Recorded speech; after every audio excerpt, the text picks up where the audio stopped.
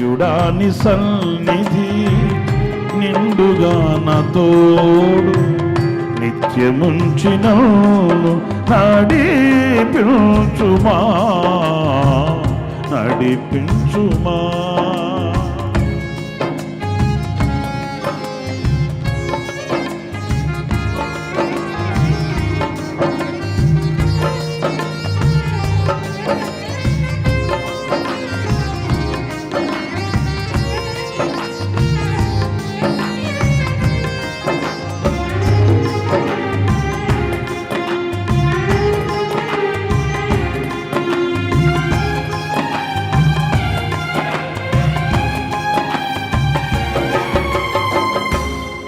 కుడి హస్తం హత్తుకొని ఉన్నది, నీ ఎడమ చేయి నా తల క్రిందనున్నది.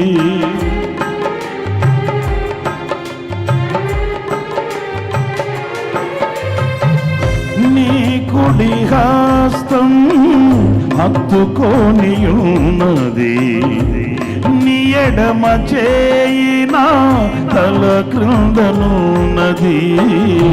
నీ కౌగిలిలోనే నిత్యం నిల్పుమా, నీ కౌగిలిలోనే నిత్యం నిల్పుమా.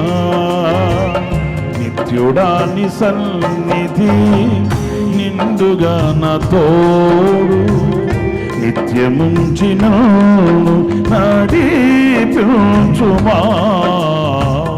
నడిపించుమా.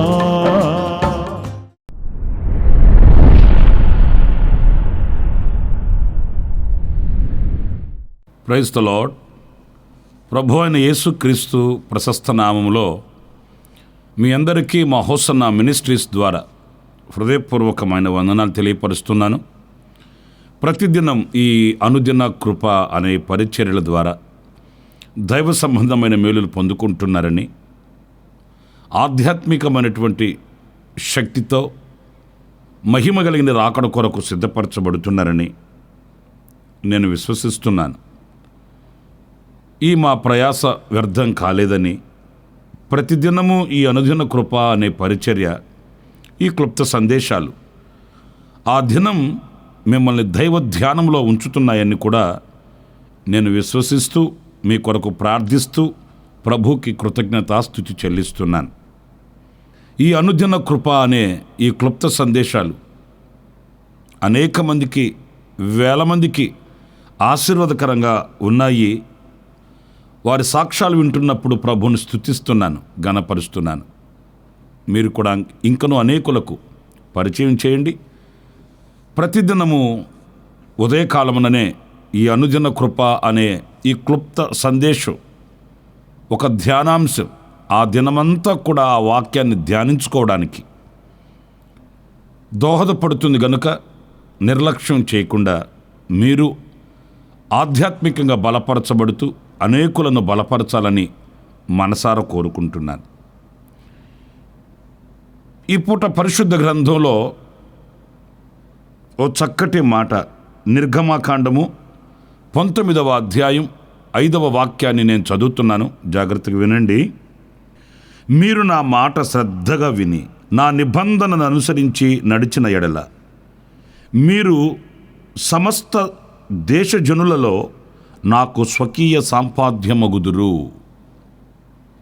ప్రియులారా, ఇక్కడ మనం గమనించవలసింది, శ్రద్ధగా నా మాట విని ఆ నిబంధనను అనుసరించి నడిచిన ఎడల గొప్ప దీవెన కలుగుతుంది. అదేంటంటే, సమస్త జనములలో మనము ఆయనకి స్వకీయ సంపాద్యముగా మార్చబడుతాము అనేది ఈ వాక్యంలో మనం గమనించవచ్చు. కానీ విశేషంగా నేను ఈ వాక్యంలో ధ్యానించాలనుకున్న విషయం ఏంటంటే, అసలు దేవుని మాట మీద మనకు శ్రద్ధ కావాలి కదండి. ఈ శ్రద్ధ అనేది ఎప్పుడైతే మనము కలిగి ఉంటామో దైవ దీవెనలు ఏవి కూడా మనము పోగొట్టుకోమండి. ఆ దైవ దీవెనలకు మన పాత్రులం అవుతాం. దేవుని నిత్య సంకల్పం మనలో ప్రత్యక్షమవుతుంది. ఆ నిత్య సంకల్పాన్ని మనం గుర్తించగలుగుతాము. చాలామంది ఈరోజు దేవుని కార్యక్రమాల మీద శ్రద్ధ నిలపట్లేదండి. దేవుని మందిరానికి వస్తారు, వాక్యం వింటారు. ఎలా వింటారు? వినాలి గనుక వింటారు. ప్రార్థన చేస్తారు. ఎలా చేస్తారు? చెయ్యాలి గనుక చేస్తారు. ఆ దైవ సంబంధమైన వాటి మీద శ్రద్ధను కలిగిన వారమే అయితే ఆ శ్రద్ధ మనకు పెద్ద దీవెననే కలిగిస్తుంది. ఈ రోజున నా ప్రియమైన సహోదరులారా, ఆయన స్వకీయ సంపాద్యముగా మనం మార్చబడిన వారమై ఆయనలోని ప్రతి దీవెనకు మనం పాత్రులము కావాలి అంటే మొట్టమొదటిగా మనం నేర్చుకోవాల్సింది శ్రద్ధ కలిగి ఉండడం. దేవుని మందిరానికి వెళ్ళాలంటే ఎంత అశ్రద్ధో, దేవుని సన్నిధిలో మోకరించాలంటే ఎంత విసుగుతో కూడిన పనో కొంతమందికి. అలాగైతే ఎలా దీవెనలు పొందుకుంటామండి? ఎలా ఆశీర్వాదాన్ని అనుభవించగలుగుతాము?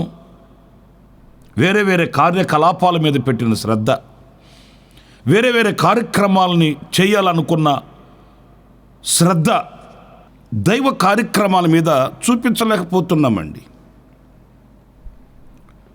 శ్రద్ధగా పనిచేసే వాళ్ళకి ఏమి ఆశీర్వాదాలు కలుగుతాయో లేఖన భాగాలలో మనం కొన్నిటిని పరిశీలిద్దాము. జాగ్రత్తగా వినండి.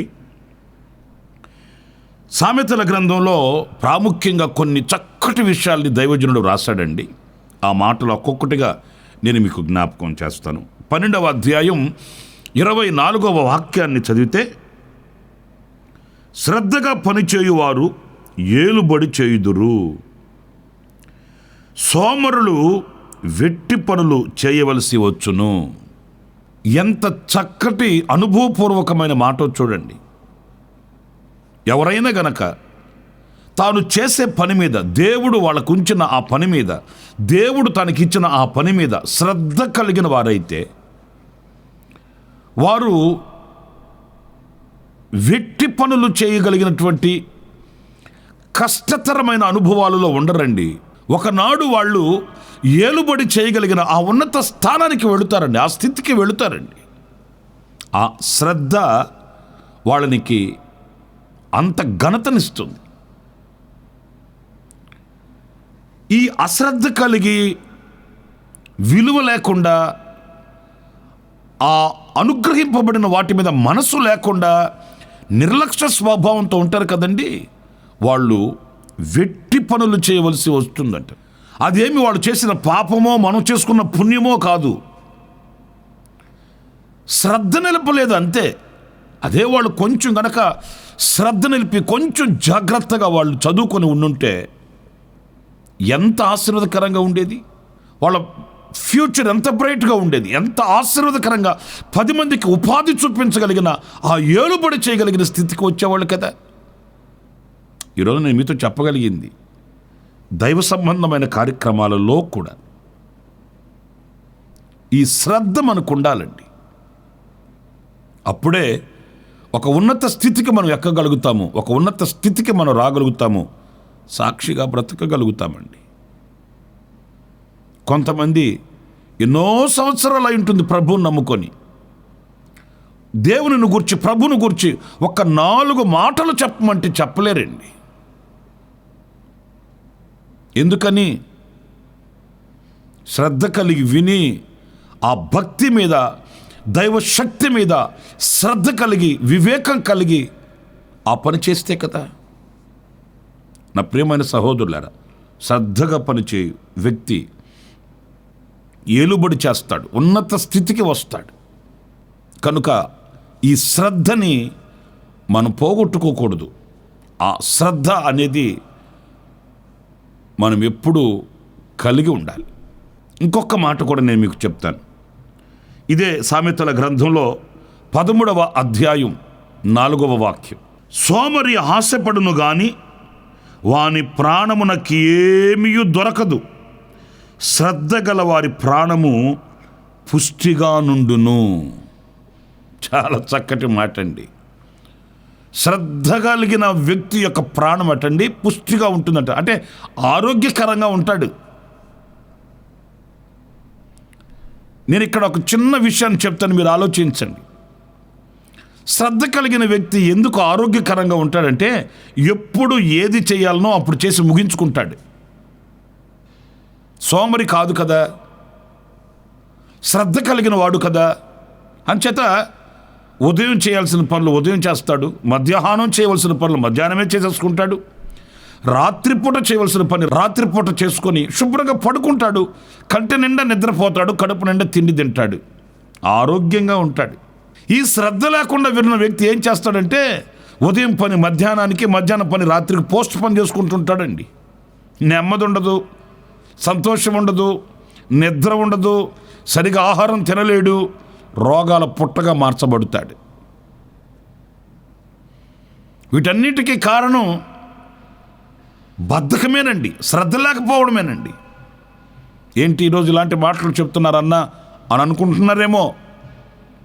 మన నడకను దేవుని వాక్యము చేత సరిచేసుకోవాలండి. దేవుని వాక్యమే మన నడకను శుద్ధి చేసేది.